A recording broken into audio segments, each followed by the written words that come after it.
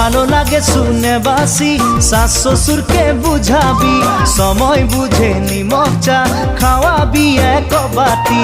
ভালো লাগে শুনে বাসি, শাশ শ্বশুরকে বুঝাবি, সময় বুঝে নিমক চা খাওয়াবি এক বাটি। সেখানে শাশ শ্বশুরের মরম পাবি, দেবর ননদকে তুই মরম দিবি। সেখানে শ্বশুরের মরম পাবি, দেবর ননদকে তুই মরম দিবি। ও ধনী মোর সজনী, বানাইলিব তোকে মই স্বপনের পরি।